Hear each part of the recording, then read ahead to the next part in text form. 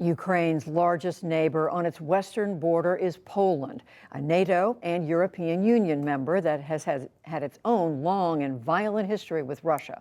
As Vladimir Putin looks to accelerate the war, I sat down in New York early this afternoon with Poland's president, Andrzej Duda.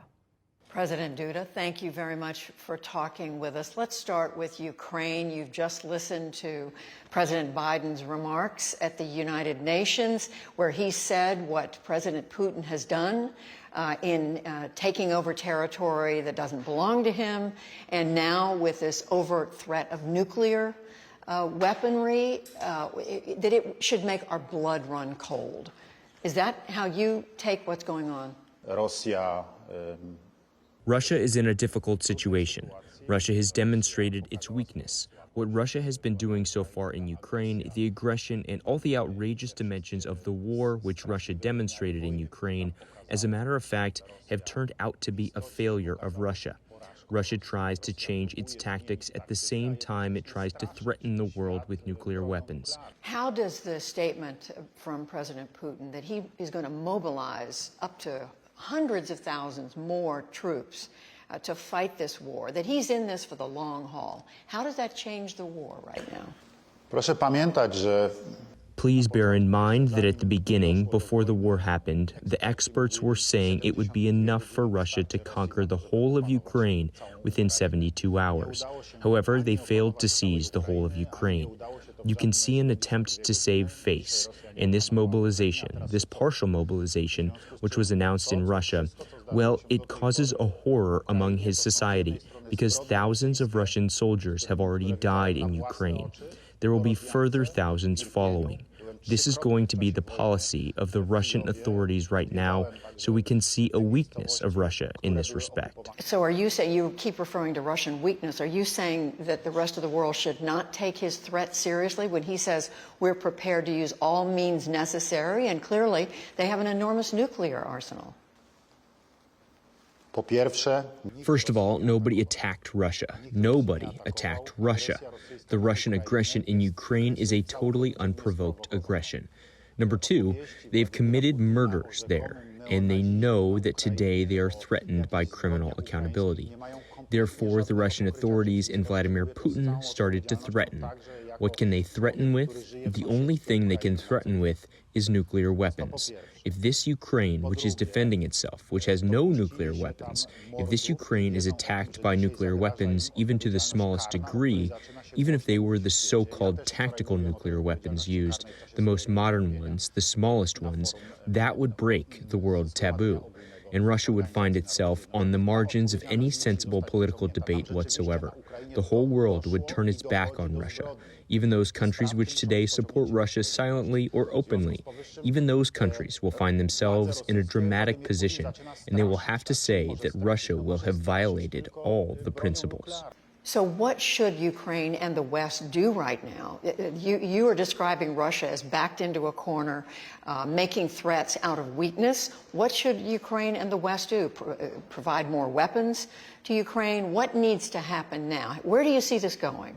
powinni wszyscy, tak jak deklaruje to pan prezydent. One should support Ukraine in a consistent and stable way, also by providing military equipment to Ukraine. Why? Because in order to be able to speak about an orderly world, about a world in which peace is going to be guarded and protected, then Ukraine has to regain control over its internationally recognized borders. One has to support Ukraine to make sure that it defends itself, so that Russians are forced to withdraw from Ukraine to give back the occupied lands to Ukraine. And then we have to help Ukraine rebuild itself. This is the most important task facing us today. Ukraine has to regain its territory. Russia has to withdraw. The primacy of international law has to be restored. Are you absolutely confident Russia will not use nuclear weapons? Well, this is a question which you cannot give an answer to. Nobody can be sure of that 100%. Russia, which has never used nuclear weapons so far, and I want to stress this point, never ever, even in the times of the most acute Cold War, even in the times when the tensions were running high, Russia has never applied nuclear weapons. And in particular, it has never used nuclear weapons against a state which is not equipped with nuclear weapons itself. That would break all the taboos. And I believe that the Russian authorities know that perfectly well. It is not only Vladimir Putin, also the inner circle of Vladimir Putin, also the strategic military decisions. The West has been largely united against Russia up until now, but if this war drags on for a very long time, with the economy being what it is, with winter coming, are you concerned at all that that unity could come apart? Oczywiście sytuacja jest bardzo trudna. Of course, this situation is very challenging. There are two overarching topics. First of all, the energy crisis, and secondly, inflation. Of course, on top of that, there is a third extremely important topic, namely the food crisis. But the question that arises is as follows. If we want to have an easier life, if we want to pay lower prices, are we going to agree for the sake of that to one of the nation's independence, sovereignty, and freedom? Can we agree to one European country which wants to be a democratic state, which wants to belong to the Western community and be a free, independent state? If we agree to that, then Russia will not stop. It will want to bite off other pieces of territory. It will want to seize the Baltic states, perhaps my country, Poland. Perhaps it also wants to seize Bulgaria, the Czech Republic, Slovakia. This is the former Soviet sphere of influence. We have to say no to this, and we are saying no. Last question is about your country, about Poland. You are clearly siding with the West in opposing what Putin and the Russians are doing in Ukraine.